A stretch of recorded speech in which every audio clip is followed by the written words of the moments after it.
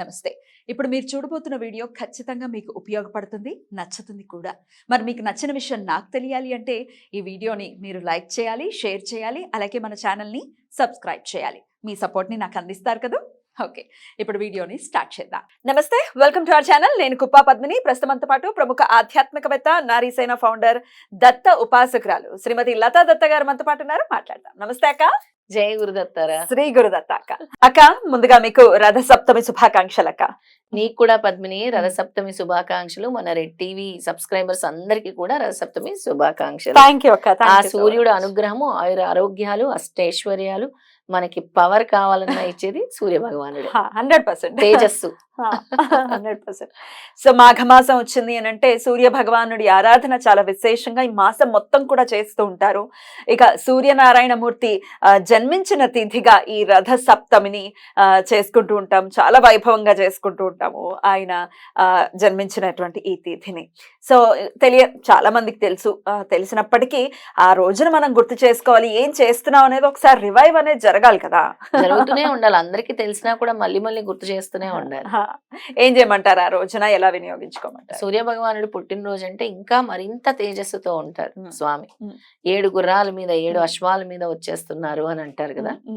అయితే దానికి సంకేతం ఏంటి అంటే 7 హార్సెస్ కి సంకేతము 7 రేస్ సూర్యకిరణాలు, అలాగే 7 రంగులు, అలాగే 7 రోజులు, వారంలో 7 రోజులు. ఆ 7 గుర్రాలు కూడా వీటిని రిప్రజెంట్ చేస్తున్నాయి. ఇది చాలా మందికి తెలియదు. అందుకే మనం సూర్య భగవానుడితో కనెక్టెడ్ ఉంటాము, చంద్రుడితో కనెక్టెడ్ ఉంటాం. ప్రత్యక్ష గ్రహాలు ఏమైనా ఉన్నాయంటే సూర్య భగవానుడు. ఎన్నోసార్లు నేను చెప్తాను, ప్రతిరోజు లేచి పద్మిని నువ్వు నమస్కారం చేసుకోపోయినా రథసప్తమి రోజు మాత్రం ఉదయాన్నే లేచి తెల్లారి అంటే సూర్యుడు ఉదయించక ముందే స్నానం చేసి రెడీగా ఉండి ఆయన ఉదయిస్తున్నప్పుడు సూర్య నమస్కారాలు చేస్తే ఆ ఒక్కరోజు ఆయన ఎంతో అనుగ్రహాన్ని ఇస్తారు. ఏమీ లేకపోయినా 11 సూర్య నమస్కారాలు చేస్తే చాలు. జస్ట్ 11 సూర్య నమస్కారాలు చేస్తే ఆ రోజు విశేషమైన అనుగ్రహం స్వామి ఇస్తారు. ఎందుకంటే స్వామికి బాగా ఇష్టమైందే సూర్య నమస్కారాలు. ఆ రోజు చేస్తే గనక చాలా మంచిది.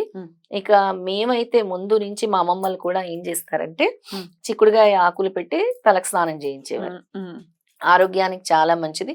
ప్రత్యేకంగా ఈ మాడు ప్రదేశంలో ఇక్కడ పెట్టుకొని అది మొత్తం కూడా నీ జుట్టుకి మంచిది. ఈ మాడు ప్రదేశానికి కూడా చాలా నీకు ఆయుర్వేదంలో కూడా దానికి చాలా మంచిది ఉంది. అంటే జుట్టు పెరగడానికి కూడా ఉపయోగపడుతుంది. ఏమైనా ఇన్ఫెక్షన్స్ అలాంటివి ఉన్నా కూడా పోతుంది. ఎందుకంటే మనము చలికాలం నుంచి ఎండాకాలంలోకి వచ్చేస్తాం. ఇంకా అలాగే చిక్కుడుగాయలతో రథాన్ని చేస్తారు, రిప్రజెంట్ చేసి. అండ్ చిన్నప్పటి నుంచి కూడా మనకు నేర్పించింది అది, రథాలు చేసి. ఇక ఈ పెసర్లు నానబెట్టి, పెసర్లకి చిన్న మొలకల్లా వచ్చిన తర్వాత ముందు రోజు నానబెట్టుకొని సూర్యుడిని చూసి 3 సార్లు వేస్తాం. పైకి వేస్తారా? పైకి సూర్య భగవానుడికి అందుకో నాయనా అని మా అమ్మమ్మలు చెప్పి నాతో చేయించేవారు. అంటే ఆ పద్ధతే చెప్తున్నాను. సూర్య భగవానుడికి చక్కగా ఎర్రని పుష్పాలతోని పూజించి తులసి కోట దగ్గరే చక్కగా చలివిడి చేస్తారు. ఎర్రని పుష్పాలతో పూజిస్తాము. చక్కగా నెయ్యి దీపం వెలిగిస్తాము, ముగ్గు వేస్తాము. ఆ ముగ్గులోనే నైవేద్యం పెడతాము. చిక్కుడాకు మీదే పెడతారు నైవేద్యం కూడా. చిక్కుడాకు మీదే నైవేద్యం పెడతాం. మనం పొంగల్ చేసుకుంటాం కదా, పొంగల్ చేసి పెడతాము. ఇక చిక్కుడుగాయ రథం కూడా చేస్తాం. తర్వాత ఈ పెసల్ని సూర్య భగవానుడికి చూసి ఇలా పైనకు చూసి ఇలా విసురుతాం అనమాట. అలా 3 సార్లు ఆ విధంగా చేసుకుంటే చాలా మంచిది. ఆయుర ఆరోగ్యాలకి ముఖ్యంగా మనకి ఏవైతే కంటి సమస్యలు, ఐ ప్రాబ్లమ్స్ ఉండే వాళ్ళకి కూడా చాలా మంచిది సూర్య భగవానుడిని ఆరాధిస్తే. ఆరోగ్య సమస్యలు, నీరసము, అసలు చూస్తాం చాలా మందిని అసలు డల్నెస్ ఉంటుంది బాడీలో.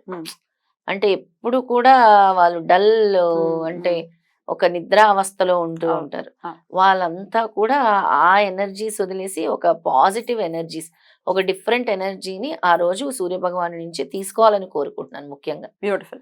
త్రిమూర్తుల స్వరూపం అయినటువంటి దత్తాత్రేయుడి గురించి మీరు విశేషంగా చెప్తున్నారు కాబట్టి ఈ రథ సప్తమి నాడు స్వామిని ఎలా అర్చించమంటారు? చాలా చక్కగా అడిగావు పద్మిని. దత్తాత్రేయ స్వామి అంటే త్రిశక్తి స్వరూపము. అందులో అసలు స్వామిని ఒక్కసారి తలుచుకున్నా కూడా అద్భుతంగా ఉంటుంది. మనకి ఉమ్. రథసప్తమి రోజు ఉమ్. దత్తాత్రేయ స్వామి వారి స్తోత్రం, దత్తాత్రేయ స్వామిని కూడా గుర్తు చేసుకోవాలి. అంటే ఇంకా సాధన Definitely. చేసే వాళ్ళ ముందు ఆయన్నే కదా నేను గుర్తు Definitely. చేసుకుంటాను. ఉమ్. ఈసారి శుక్రవారంతో వచ్చింది. ఉమ్. అయితే ఎవరికైతే ఈ వెల్త్ కావాలో, ఉమ్. డబ్బు సమస్యలు కూడా సూర్య భగవానుడితో పాటు దత్తాత్రేయ స్వామిని కూడా ఆరాధించాలి, అనగా లక్ష్మిని కూడా ఆరాధించాలి ఆ రోజు. ఉమ్. ఆ రోజు ఆరాధిస్తే చాలా విశేషమైన ఫలితం ఉంటుంది. ఎలా ఆరాధించమంటారు? నీకు గుర్తుందా పద్మిని, లాస్ట్ టైం నా సంకల్పం రథసప్తమి రోజే తీసుకున్నాను సిద్ధమంగళ స్తోత్రం. 108 ఇల్లు సిద్ధమంగళ స్తోత్రం సంకల్పం నిజమే అక్క. రథసప్తమి రోజే తీసుకున్నాను. అవును. దిగ్విజయంగా ఆ రోజు ఏం మొదలు పెట్టినా ఆ. మీరు ఏదైనా అంటే అనుకోండి, పోనీ సేవింగ్ అనుకోండి, ఈ రోజు నుంచి నేను లక్ష్మీదేవిని ఉమ్. నేను ఇలా పెట్టుకొని ఉమ్. పక్కన పెట్టుకొని సేవ్ చేస్తాను ఉమ్. అని అనుకోండి, ఉమ్. జరుగుతుంది. ఉమ్. లేదా ఒక మంచి కార్యక్రమం, ఆధ్యాత్మిక చింతన అంటే ఉమ్. ఆధ్యాత్మిక సాధన, ఉమ్. ఆధ్యాత్మికంగా ముందుకెళ్లాలనుకునే వాళ్ళు ఉమ్. ఆ రోజు ఏది మొదలు పెట్టాలన్నా చాలా మంచి ఆస్పిషియస్ డే. ఉమ్. ఇంకా వేరే ముహూర్తం అవసరం లేదు, ఉమ్. ఏదైనా స్టార్ట్ చేయాలనుకో. ఉమ్. దానికి ఉమ్. ప్రత్యక్ష అనుభవం నాది. ఉమ్. రథసప్తమి రోజు ఏదైనా గాని ఉమ్. అలా సూర్యుడు కాంతి ఎలా వెలుగుతూ ఉంటుందో నీ జీవితం కూడా అలా వెలుగుతూ ఉంటుంది. బ్యూటిఫుల్. నేను ఆధ్యాత్మిక సాధనలో వెళ్ళడానికి ఆ డే ఒక ముఖ్యమైన డే. ఖచ్చితంగా ఖచ్చితంగా. అయితే సూర్యుడిని ఆరాధిస్తూ కూడా దత్తాత్రేయుడిని అలాగే అనఘాలక్ష్మిని కూడా ఖచ్చితంగా విశేషంగా కొలవమంటున్నారు. ఎట్లా పూజ చేయమంటారు అక్క దేవుడికి, దత్తాత్రేయుడికి? ఇప్పుడు మనం సూర్య భగవానుడిని బయటకు వెళ్ళి తులసి కోట దగ్గర చేస్తున్నాము, ఆ. అలాగే లోపల దత్తాత్రేయ స్వామిని అక్కడ మనం తలుచుకుంటాము. దత్తాత్రేయ స్వామికి కూడా ఒక దీపం పెట్టుకొని వెలిగించుకొని, సప్తమి అని అంటే చాలా ఇష్టం స్వామికి కూడా, అష్టమి అంటే అమ్మవారికి ఇష్టం. సో సప్తమి వెళ్ళిపోయిన తర్వాత అష్టమి వస్తుంది, ప్లస్ శుక్రవారం వచ్చింది కాబట్టి మహాలక్ష్మి అమ్మవారిని పూజించమన్నాను ముఖ్యంగా. ఆ రోజు సిద్ధమంగళ స్తోత్రం పఠిస్తే చాలా మంచిది. ఎన్నిసార్లు చేయమంటారు? విశేషంగా 11 సార్లు సిద్ధమంగళ స్తోత్రం, 11 సార్లు. మాకంతసేపు మేము చదవలేము అన్న వాళ్ళు 3 సార్లు చదవండి. 3 సార్లు చదివినా కూడా చక్కటి గురు అనుగ్రహం కలుగుతుంది. శుక్రవారము చెప్పాను కదా, అమ్మవారి అనుగ్రహం కలుగుతుంది, మహాలక్ష్మి అమ్మవారి అనుగ్రహం విశేషంగా కలుగుతుంది. అద్భుతం. ఆ రోజు ఎలాగో మనం పొంగల్ చేస్తున్నాం సూర్య భగవానుడికి, అదే పొంగల్ అమ్మవారికి కూడా నైవేద్యంగా పెట్టి చక్కగా అమ్మవారిని అలంకరించుకొని దత్తాత్రేయ స్వామిని కూడా గుర్తు చేసుకొని ఆ రోజు పూజ చేస్తే గనక చక్కటి ఫలితం ఉంటుంది. నేను లాస్ట్ టైం ఒకటి చెప్పాను, ప్రతి శుక్రవారం తేనె మార్చుకుంటూ ఉండాలి. అలా ఈ రథసప్తమి రోజు కూడా మీరు తేనె మార్చుకుంటే చాలా, అంటే మీ వ్యాపార సంస్థల్లో గాని, మీ ఇంట్లో గాని, దేవుడి దగ్గర గాని, ఈ రోజు నుంచి నేను ఈ తేనెను పెట్టి నేను మారుస్తుంటాను ప్రతి శుక్రవారం, నా ఆర్థిక అభివృద్ధి జరగాలి అని చూడండి మీరు. అలా ఒక 2 నెలల్లోనే మీకు ఎంత ఇంప్రూవ్మెంట్ ఉంటుందో చూడండి. ఇది నాకు జరిగింది కాబట్టే చెప్తున్నాను. ఒకసారి క్లుప్తంగా చెప్పండి అక్క, వీడియో మిస్ అయిన వాళ్ళ కోసం ఒకసారి చెప్పండి ఏంటది. అయితే ప్రతి శుక్రవారం కూడా అమ్మవారికి తేనె, అమ్మవారికి ఇష్టమైన వస్తువులు ఏంటి, తేనె, జవ్వాది, దానిమ్మ పండు, పాలు చాలా ఇష్టం అన్నమాట. అయితే శుక్రవారం రోజు మీ వ్యాపార స్థలంలో గాని, మీ ఇంట్లో దేవుడి దగ్గర గాని తేనె నింపి పెట్టుకోండి, చిన్న వెండి గిన్నె నిండా తేనె నింపి పెట్టుకొని ప్రతి శుక్రవారం మారుస్తూ ఉండాలి. ఆ తేనెను అలాగే అమ్మవారి దగ్గరే ఉంచాలా? అమ్మవారి దగ్గరే ఉంచాలి. చీమలు పట్టినా ఏం కదా, పర్వాలేదు. చీమలు పట్టినా ఇంకా చీమలకే ఆహారం, దాని వల్లే మీకు ఇంకా మంచి జరుగుతుంది. ఉండనియచ్చు, అయితే ఉండనివ్వచ్చు. తర్వాత ఎవ్రీ ఫ్రైడే మార్చమన్నారు. ఎవ్రీ ఫ్రైడే మార్చినప్పుడు ఇవి గనక చీమలు తాకుంటే, చీమలు ఎక్కడైతే ఉన్నాయో చీమల పుట్ట అక్కడ చూసుకుని అక్కడ వేసేయండి ఆ తేనె. మనం తీసుకోకూడదా? తీసుకోవచ్చు. అంటే చీమలు ముట్టాయంటే అది చీమలకే ఆహారం అని, లేదు చీమలు ఏం ముట్టలేదు అని అంటే మీరు తీసుకొని నీటిలో కలుపుకొని చక్కగా తాగొచ్చు. కొంచెం చీమలకు కూడా వేయొచ్చు, చీమలకు కూడా వేయొచ్చు. మళ్ళీ ఫ్రైడే పెట్టాలి. మళ్ళీ ఫ్రైడే ఇప్పుడు అది ఎలా తీస్తారో వెంటనే మళ్ళీ కడిగేసి రీఫిల్ చేయాలి. అలా చేస్తూ ఉండాలి.